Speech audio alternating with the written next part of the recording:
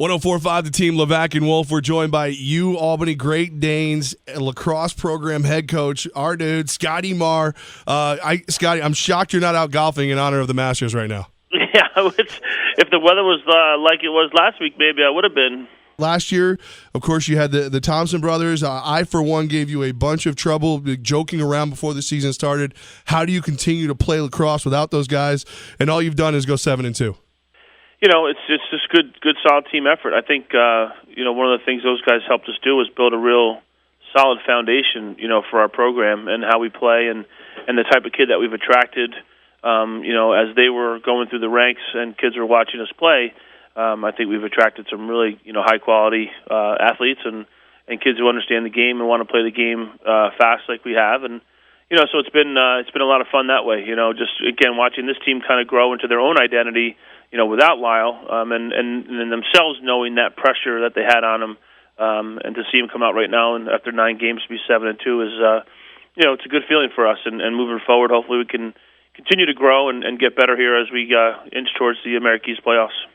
Coach Scotty Marr for the Great Danes lacrosse team. Now, your big plus, at least in our eyes and in the Thompson trio's eyes, you let guys grow into themselves. You let them play their style of lacrosse. Who are the guys this year that you're looking at and going, oh, I am so glad that I'm just letting them be them? I think there's a handful, to be honest. I mean, if not the whole team, but I mean, if you're going to pick out a specific few, I think we start defensively. Blaze is in the goal, Blaze Reardon. I think Blaze is one of the best goalies in the country. I think he has been the last couple of years. His ability to be free in that goal and to make plays and to be a good solid leader for us has been great. We have a defenseman by the name of Stone Sims that's outstanding.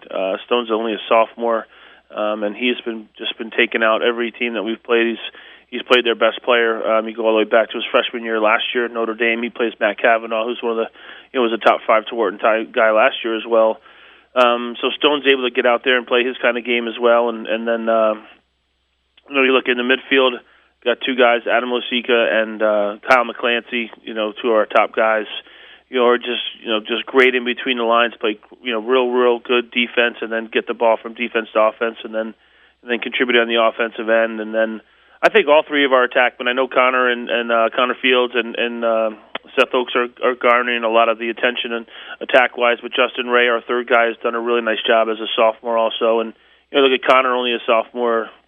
Seth's only a junior, so we have those guys back again, for another year together next year. But those guys again have just taken on more responsibility. Connor's been carrying the ball a lot more, and he's kind of been that one to kind of create for us and freelance a little bit, and we kind of let him have a little bit more freedom, with the ball this year and stuff. So, I think what's been nice again is that guys have. Elevated their game this year and elevated their roles, without having Lyle on the team. And again, I think we lost, a couple of really solid midfielders too, in Tim Cox and Matt Bertrams and Matt Garziano, and our midfield core from last year's team. Again, our midfielders are doing a nice job of playing good, solid defense, getting the ball up to our offense, as good as it's ever been. Now, you go from Lyle Thompson being the face of your team. It feels like, from my angle now, Blaze Reardon, the big man, is kind of becoming the face. 3-time American East Defensive Player of the Week. But we're all waiting for that Sports Center again. We all want the kid to go coast to coast. Do you draw that up ever, or you just hope it happens? No, that's just an instinct play, on his part. And unfortunately, the last couple of weeks, Blaze actually been a little dinged up. His knee's been bothering him, so he hasn't been coming out of the goal as much. But he does it when it's necessary. The thing about Blaze or any of our guys is that they're not looking for those things. They just kind of take advantage of them when they do happen, and Blaze is just not out there pushing and trying to make a goal or get over the midfield line and score or get an assist or whatever. If it happens, he'll make it happen, but he's not out there pushing for it. You know what I mean? So I like that about our guys, that they understand their limits and they understand that when things are necessary, they can shoot the ball behind their back, or they can pass underhand, or they can make a play like that. But it's not something that guys on our team are going, wow, I got to make Sports Center today, or this game, or anything like that. Albany Great Danes lacrosse coach Scotty Marr joining us, 104.5 The Team. You guys host the Vermont Catamounts tomorrow at 3 o'clock. What's the challenge facing these guys? Well, first of all, they're much improved from where they've been these last couple of years. Been playing for 15 years. Is probably the best Vermont team that we're going to play tomorrow. So we have to show up. First and foremost, we have to show up and be ready to play.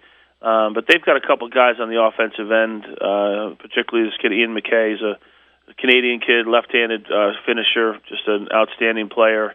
And pretty much their offense runs through him. So we're going to have to, really pay attention to him and where he is on the field, and not let him get some momentum, and then give their team momentum. But again, everything starts with facing off, winning some balls, getting some stops on defense. Getting the ball to our offense, hopefully getting our transition game running. I know we've been doing a lot of good things in the transition game the last couple of weeks, so we're continuing to grow that way. So if we could do those things, I think we'll be in good shape. But like I said, we got to be prepared.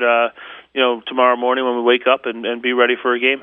All right, Coach. Everybody knows we're pretty close. We love you. You love us. Let's just pretend it's just you and me here.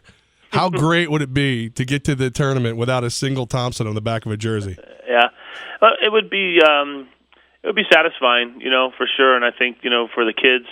For again, all the talk that has gone around it the last, since September, since Lyle graduated last year, I think it would be something that the kids would be real proud of. I know our senior class is proud of what they've done, as a group for 3 years here, and they want to finish their senior year out, on a good, solid high note, and get ourselves back in that tournament, and then hopefully, get in the tournament, anything can happen. I think we're a quality team. I really do. I believe we can play with anybody. In our 2 losses to Maryland and to Syracuse, the time of possession was way in favor of both of our opponents, but we played very well against them.